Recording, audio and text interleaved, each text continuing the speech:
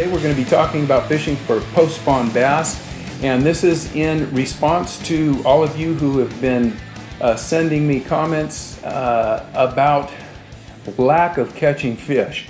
And this is the time, this post-spawn area or time of year is a great time to be on the Delta or anywhere in that matter when it comes to bass fishing.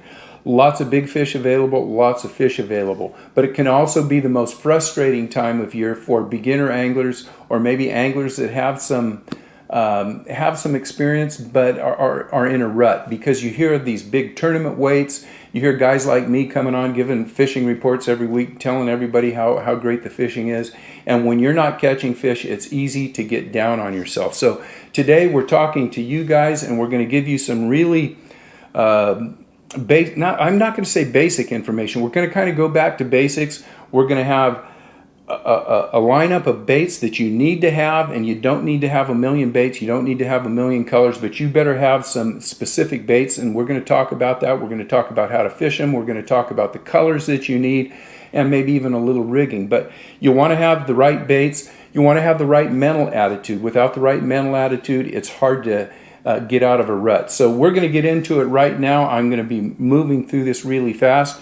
And I know I'm talking to a lot of you guys that are on the Delta, you Delta rats out there, or guys that want to be, maybe you're Delta mice, but you want to be a rat, you want to get out there and start catching more fish. This is for you. And if you have any questions, hit me up in the comments, and I'm more than happy to answer them. And we're going to talk about casting. We're going to talk about some technique. If there's enough of you out there that want to get together on a Saturday or something, maybe out at the Bass Hole or out at Paradise Point or something, hit me up in the comments. I'll be more than happy to come out. We'll all meet up, maybe have lunch or something out there, and we can talk about getting you in the right direction, especially when it comes to casting and being efficient on the water. And that's one of the things that I think a lot of beginning anglers and novice anglers are having problems with on the Delta. The Delta with the tides, with the wind, and you're moving, you're constantly trying to hit targets. So let's get into this, and a few things that we're going to want to build on. And I know if you're not catching fish, the first thing that it's going to come to mind is confidence. You've either lost your confidence or you've never had any confidence. We've got to keep a positive mental approach. Don't get down on yourself. You guys will catch fish. After what we go over today, if you can't get out there and catch fish, we're gonna keep working on this, and you will catch fish. And really, most of the time, all you need to do is go out and catch a few fish, and at that point you can go take that big breath, and it sets you right, and it's a domino effect. You'll start catching more and more fish. So some of the things that you need to do are gain or work for some confidence. Work for efficiency. How long you can keep your bait in the water in the course of an 8-hour day is so important. The pros, let's just say they're fishing for 8 hours. They have their bait in the water and fishing it properly for 7 of those hours. A weekend angler may only have his bait in the water for 2 of those same 2 hours out of that same 8-hour day. Chances are, one guy's got his bait in the water for 7 hours, one guy has his bait in the water for 2 hours. It don't matter how good you are, the guy with his bait in the water more than 7 hours is going to be catching fish. So we want to work on efficiency, and on the Delta that means casting. I watch a lot of guys fish out there. I guided for many years. I've had the opportunity to sit in the back of boats or sit on the bank watching people fish, and you get pretty good at kind of determining why people are successful and why they're having problems. And the biggest problem that I see on the Delta, and I fish with weekend anglers, first timers, high school guys, all the way up to professional anglers. And the one thing that I see is what the beginners and the novices lack are efficiency. And that efficiency always comes back to casting. I want you guys, if you're overhand casting, if you don't know how to pitch cast or sidearm cast, throw away that overhead cast. All it does is get up above the tules. It catches wind. You have no consistency in that cast. You have no distance in that cast, and you have no accuracy. By pitch casting or sidearm casting, you're going to gain accuracy, and you're actually going to gain distance with that. Again, if you guys need help with that, and I get enough comments, we'll go out and we'll work on pitch casting and get some of that taken care of for you to get on the right track. So work on your casting. Be more efficient. And one of the things that on the Delta, Delta specific, and we are talking about what's going to happen here in the next week or two. After the next week or two, a lot of what I'm talking about, you can't throw it out the window, but it's going to change a little bit. So what I want you to is digest what we're talking about today. Go out and fish it tomorrow. Go out and fish it next weekend. Go out and fish it for the next 10 days, and you will catch fish. Guaranteed. This is exactly what I'm doing, and I'm having a blast out there. Just bragging a little bit. Okay. Dragging baits behind the boat. That's another one on the Delta. As you are moving down the bank, you see that prime spot and you're getting ready to cast, and you're going to make that cast, and you do this and the bait wraps around the tip of your rod. Something's wrong. As you go by that, I'm getting this, get it on. You cast it back to that spot. That's a bad deal. You always want to cast in front of the boat. Bang, bang, bang. You're going to fish that cast till it gets about even with the boat. You're going to reel it in, cast it out in front. If you miss that spot, don't try to throw back to it. If you have to, go and fish the bank twice and fish those little spots that you missed, with a better angle. But don't drag your line behind the boat. So those are just kind of some key factors or some key things that I want you guys to think about. The next thing we're going to talk about is where I want you fishing in the next 10 days.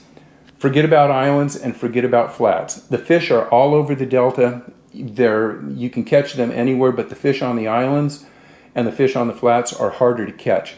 I want you to find rock bank with lots of tules on it. So you have rock, tule, rock, tule, rock, tule. The fish are holding there. There's big fish on those banks. They're using the troughs. They're using those breaks where the rocks are and the tules. These are ambush zones. So when you find those areas, you want to stay on them. When you get down to the end of a tule clump or something and you don't see anything for the next quarter mile, half a mile, don't fish just the straight rock bank. Go down the bank and hit that rock, tule, rock, tule, rock, tule. I also want you to look for stained water, visibility 2 to 4 feet, maybe 5 feet, but you want that brownish color stained water. You want to look for banks that have some wind on them, and you want to look for a water depth of anywhere from 2 to 4 feet that's right up against the tules. You want to look for clean vegetation. You can find it out there, but just make sure that it has at least, out of those 5 or 6 factors, 4 or 5 of them you want. You'll have to be pitch casting on these banks, and you're going to have to cast right into the tules and let your baits fall directly down into the tules. When you get into the tule rock section, those are ambush points, and you really want to be fishing those really, really carefully and efficiently. So that's where I want you to fish. Now, let's get rid of this. Talk about the baits, and we'll talk a little bit about what baits you're going to fish where and how you're going to fish them. The number one bait right now, if you've only got one bait out there, make it a 6-inch Senko. I know it's not a sexy thing to talk about, but this is the bait that has been picking up big fish, and it's picking up a lot of fish. Stick with your standard colors. I'm green pumpkin all the way. I will throw some of these. You'll see these cut tail Yamamotos, but this is kind of my color pattern here: black and blue flake, and then mostly green pumpkin. Green pumpkin black flake is one that you're going to catch fish on year round. Now, I like to throw these wacky, and I like to throw them what they call with a nail weight in them, so they're a Nico thing, a Nico rig. I'll use a VMC wacky hook. Now, this is a 2-aught. I like to use the bigger hook this is a fine hook for a 5-inch, but with the 6-inch, I'll go to the bigger hook. And I love to use the VMC pliers. The pliers that help you to put these VMC crossover O-rings on. I'll pull one out here. Now, if you're using a 6-inch worm, you're going to want to have the 8mm O-ring. This is the VMC O-ring, and basically, this is what the ring. Boy, it's hard to hold this, but this is what it looks like, and it goes over the. I don't know if you can see this. Shoot, you can't see that. You guys know what they are. Heck, the VMC O-ring. It's got the tool to put it on, and you're going to use that as my number one bait. The other thing, the weight that I like to use is a Big Bite Baits nail weight, and I will push this into the head. I want that Neko rig fairly heavy because we are going to be moving down the bank, and we're going to be pitch casting that right up into the tules, right at the base, and I want it to drop down all the way to the, if it's 2 foot, I want it to be down 2 foot on the bottom. If it's 4 foot, I want it to be on the bottom. You don't have to soak it a long time. You pitch it out there. As it drops, you're watching the line. You're seeing if it moves, if it jumps, anything that line does different than is not normal. You set the hook on, drop it down, twitch it a couple of times, twitch it again, pull it out, get it to your next cast. Now, if you have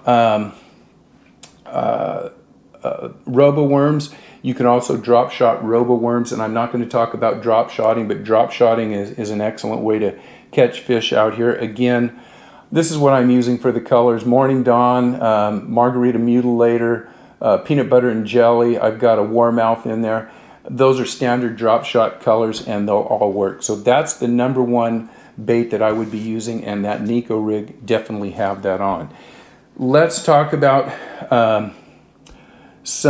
another bait that I've been using that a lot of people don't use a whole lot out here, and that is a Zoom Horny Toad. The color that I like to use, is my favorite color, is this guy right here, and that color is called Watermelon Red Pearl. If you have 2 colors to choose from, take a white, a watermelon red pearl, and this is the way that I rig it. I'm rigging that on a what is this, an Owner Flashy Swimmer, 1/4 ounce. It's got a little screw lock on it, and it's got a little flash here.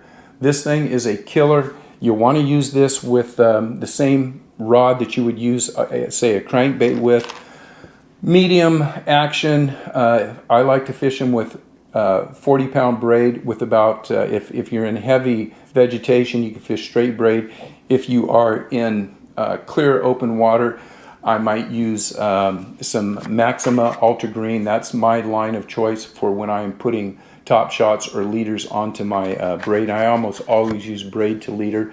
With that, I'll throw anywhere from 14 to 18 pound test, about 2 to 3 feet of Maxima leader onto 40-pound braid. I forgot to tell you on that Neko rig, sometimes I'll use a 7'2" medium heavy action spinning rod, 40-pound test, braid, straight braid, or if I put leader on that, it'll be heavier leader, probably 14 to 18 pound test this time of year. You can also pitch those on a standard 7'2" medium heavy bait caster, 7-to-1 reel on it. That's for the pitching the worms. Boy, I can't tell you enough about this thing. I've caught a lot of big fish recently on that. Now, if you don't like fishing that, you can throw a crankbait. If you've got a crankbait, either a biggie or a flat side here, I think this is a Speed Trap. Keep them in crawdad colors. Same thing, medium action. You can throw crankbaits with, pretty much anything. If you've got 12-pound test, straight mono, throw it. Again, a lot of times I'll throw braid with a mono leader, but you will catch some fish on some crankbaits. That would be kind of the same thing as one of these toads, but a little different presentation. The other thing that I would suggest is having a couple of jerk baits on. I've got a Berkley Stunna here, and I've got a Vision 110. $25 bait here, about a $15 bait. They both work well. I'd keep them in some drab colors and some bright colors. Gold, for some reason, works out there. I like the blue back. I like a little bit of chartreuse on it. And this is a bait that you're going to fish with a medium to maybe even a medium light casting rod. You can fish them with 10 or 12 pound straight mono. I again fish them with about 30-pound braid with 10 to 12 pound of leader tied onto that.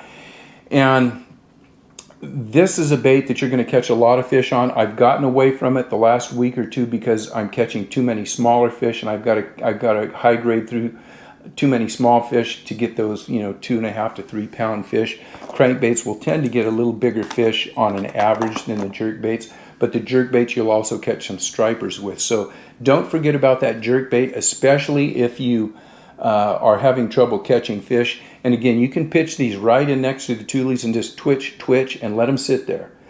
You don't want them more than that far away from the tules. And a lot of times, again, where these tules are and rock, these are ambush zones. You're drifting down the bank. If you can pitch it ahead of the boat and get it in that little nook in there and just twitch. A lot of times those fish are somewhere. They're either out in the vegetation looking in, or they're around the tules. They're looking into that area, and they'll just come up and they'll grab it. Keep your eye on that bait.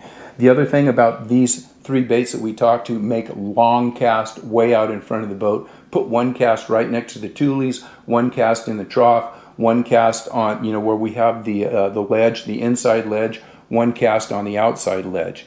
After you've had that bait on, and again, we've got a worm rod, we've got maybe one other rod that you can fish any of these baits on, maybe a third rod I would dedicate to chatterbaits, and a fourth rod we'll talk about some topwaters. You only need 4 rods on your deck. Forget about punching, forget about frogging right now. We're trying to catch fish, we're trying to move, and we're trying to cover water. I use a jackhammer. If you have one size, 1/2 ounce, 2 colors, one of them would be, this is a sprayed grass color, and this is I think this is a fire craw color. Great bait for stripers, great all-round bait for both of these are great all-round baits for bass. The trailer that I use on them, it's either a Kamikaze Swimmin' that's made by Big Bite Baits, or this is a Machete Minnow. I've got one here that has, this is a Machete Minnow trailer. This one has a Big Bite Baits Kamikaze Swimmin'. Both great trailers, and again, keep them in crawdad colors and bluegill colors. That's all you need. Same thing, you throw a crankbait with, you can throw that with 7'2" medium heavy straight braid if you're throwing it through vegetation. And you can always put a leader on, 14 to 18 pound test with these, and just rip them through the flats and the grass lines. Get them up in the tules. They'll come through tules fairly good, and they'll catch some big fish. So you definitely want a chatterbait on. Last but not least, especially when you're fishing windy days or you're getting out early or late, and I highly recommend getting out 15 minutes before it gets light and fishing that first hour of light, or getting there, being able to stay out till it gets dark. You're going to want to throw some topwaters. You're also going to want to your day around the high outgo tide. We talked about the type of bank that we that I want you to fish, that rock tule. Look at your tide charts. If you haven't looked at my tide video, I'll put that up. I'll put the information up that you can watch that. But you want to look at your day and find that high tide when it's dropping out, and go to those tule line banks. Fish these baits that we're talking about. High tide, tule line banks, no matter what time of day, that's when you want to be out there. You also want to concentrate on that first light, last light. You're going to be throwing a lot more topwaters during that period, and there's 4 baits that I'll throw, 3 baits. There's a popper. This is a Rico popper. This is a River to Sea bubble walker. It's a small walking bait, and this is a River to Sea rover. It's kind of like a, we'll call it a offshoot of a Zara spook. Now, I'm not talking about buzz baits, I'm not talking about frogs, I'm not talking about whopper ploppers. We're talking about the next 10 days, 2 weeks. Stay with these baits that I'm talking about. We'll get into those whopper ploppers and the faster moving baits after these fish really come out of hibernation and they get really aggressive. Low light, shallow water, I'm using the dark Rico, the popper. It's small, a little under 3 inches, black and white. That's what I like to use. Very subtle. You can throw this on a spinning rod. You can throw it straight 10 to 12 pound mono, or 30 pound braid with a 12 pound mono leader of about 3 feet. You can throw the bubble walker with either a bait caster or a standard 7'2" medium heavy spinning rod. I really like to throw these with 40 pound braid and 16 pound Maxima leader. These are great baits, and they catch a lot of fish. So no wind at all. You're fishing real shallow. Throw the poppers. You get a little bit of a breeze throw the bubble walkers. If you're fishing out a little deeper or you've got a lot of breeze going on, that's when you want to throw the Rover. If you don't have a Rover, throw a spook. I like the Rover. It's got a little cup on the head. I keep them in obviously bait color, shad colors. Black is a good color anytime the light is low. And these seem to be really good for stripers too. So when there's stripers in the river, I think they catch a lot more of the stripers than the Zara spooks. Now you're going to walk this dog, walk it like you're walking the dog, and these things will come up and crash it. With all these baits, you want to fish it differently every other cast. Fish it slow, pop it, let it sit. Fish it aggressively, make it really walk, make them spit water. And they'll tell you, the fish will tell you what they want on that particular day.